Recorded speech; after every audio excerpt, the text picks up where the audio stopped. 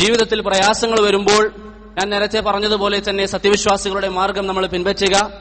അതിൽപ്പെട്ട വളരെ പ്രധാനപ്പെട്ട ഒരു കാര്യമാണ് റസൂലുള്ളാഹി സ്വല്ലല്ലാഹു അലൈഹി വസല്ലം പ്രയാസങ്ങൾ ദൂരീകരിക്കാൻ അല്ലെങ്കിൽ ബുദ്ധിമുട്ടുകൾ ദൂരീകരിക്കാനുള്ള ചില അദ്കാറുകൾ നമ്മൾക്ക് പറഞ്ഞു തന്നിട്ടുണ്ട്, ചില ദിക്റുകൾ. അതിൽ ഒരൊറ്റ ദിക്ർ മാത്രം ഇൻഷാ അല്ലാഹ് പരിചയപ്പെടുത്താം. അത് നമ്മൾ പഠിക്കുക.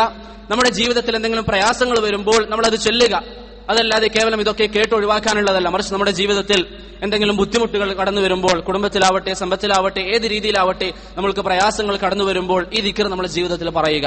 മഹാനായ അബ്ദുല്ലാഹി ഇബ്നു അബ്ബാസ് റളിയല്ലാഹു അൻഹു പറയുന്നു, അന്ന നബിയല്ലാഹി സ്വല്ലല്ലാഹു അലൈഹി വസല്ലം കാന യഖൂലു ഇൻദൽ കർബ്, പ്രവാചകൻ സല്ലല്ലാഹു അലൈഹി വസല്ലം അവിടുത്തെ ജീവിതത്തിൽ ഏതെങ്കിലും രീതിയിലുള്ള പ്രയാസങ്ങൾ വന്നാൽ അവിടുന്ന് പറയാറുണ്ടായിരുന്നു, ലാ ഇലാഹ ഇല്ലല്ലാഹുൽ അളീമുൽ ഹലീം, ലാ ഇലാഹ ഇല്ലല്ലാഹു റബ്ബുൽ അർശിൽ അളീം, ലാ ഇലാഹ ഇല്ലല്ലാഹു റബ്ബുസ് സമാവാതി വറബ്ബുൽ അർളി വറബ്ബുൽ അർശിൽ കരീം.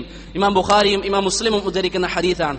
നബി സല്ലല്ലാഹു അലൈഹി വസല്ലം അവിടുന്ന് എന്തെങ്കിലും പ്രയാസമുണ്ടായാൽ ഈ ദിക്ർ പറയാറുണ്ടായിരുന്നു എന്ന് ഇബ്നു അബ്ബാസ് റളിയല്ലാഹു അൻഹു പറയുന്നു. അതുകൊണ്ട് ഇന്ന് മുതൽ നമ്മുടെ കൂട്ടത്തിൽ ഒരുപക്ഷെ പല ആൾക്കാർക്കും അറിയുന്നതായിരിക്കാം, അറിയാത്തവരുണ്ടെങ്കിൽ ഇന്ന് മുതൽ പ്രിയപ്പെട്ടവരെ അത് നമ്മൾ പഠിക്കുക.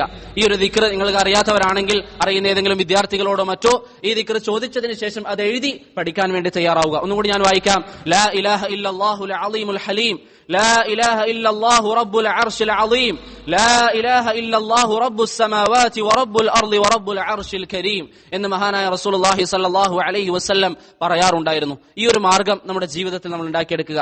ഈ ഒരു ദുആയിൽ മൊത്തത്തിൽ ഉൾക്കൊള്ളുന്ന കാര്യം എന്താണ്? അല്ലാഹു സുബ്ഹാനഹു വ തആല ഏകനാണ്, അവനാണ് എല്ലാത്തിനും ഉടമസ്ഥൻ. ഈ ഒരു കാര്യമാണ് ഈ ഒരു ദുആയിൽ മൊത്തത്തിൽ ഉൾക്കൊള്ളുന്നത്. അർശിന്റെ ഉടമസ്ഥനായ അല്ലാഹു, സമാവാത്തിന്റെ ഉടമസ്ഥനായ അല്ലാഹു, ആകാശങ്ങളുടെ ഉടമസ്ഥനായ റബ്ബ്, അതേപോലെ തന്നെ ഭൂമിയുടെ ഉടമസ്ഥനായ റബ്ബ്, അതൊക്കെ അല്ലാഹു സുബ്ഹാനഹു വ തആലയാണെന്ന് മനസ്സിൽ ഉറപ്പിച്ചുകൊണ്ട് ആ ഒരു തൗഹീദ്, അല്ലാഹു അല്ലാത്ത ഒരാൾക്കും ഈ ഒരു രീതിയിലുള്ള ആധിപത്യവും ദുനിയാവിലില്ല എന്ന ഒരു വിശ്വാസം മനസ്സിൽ വെച്ചുകൊണ്ട് അല്ലാഹുവിലേക്ക് ഏത് പ്രയാസത്തിന്റെ സാഹചര്യത്തിലും നമ്മൾ മടങ്ങാൻ തയ്യാറായാൽ അല്ലാഹു സുബ്ഹാനഹു വ തആല നമ്മുടെ പ്രയാസങ്ങൾ ദൂരീകരിച്ചു തരും. അതുകൊണ്ട് പ്രിയപ്പെട്ടവരെ, ഈ ഒരു കാര്യം നമ്മുടെ ജീവിതത്തിൽ ശ്രദ്ധിക്കുക. ഈ ഒരു ദിക്റും ദുആവും ഒക്കെ നമ്മുടെ ജീവിതത്തിൽ പഠിക്കുക. ഞാൻ ഒന്നുകൂടി അവസാനമായി വായിക്കാം. ലാ ഇലാഹ ഇല്ലല്ലാഹുൽ അളീമുൽ ഹലീം, ലാ ഇലാഹ ഇല്ലല്ലാഹു റബ്ബുൽ അർശിൽ അളീം, ലാ ഇലാഹ ഇല്ലല്ലാഹു റബ്ബുസ് സമാവാതി വറബ്ബുൽ അർളി വറബ്ബുൽ അർശിൽ കരീം. ഇമാം ബുഖാരിയും മുസ്ലിമും ഉദ്ധരിക്കുന്ന ഹദീസാണ്. ഈ ഒരു ദിക്ർ നമ്മൾ പഠിക്കുക.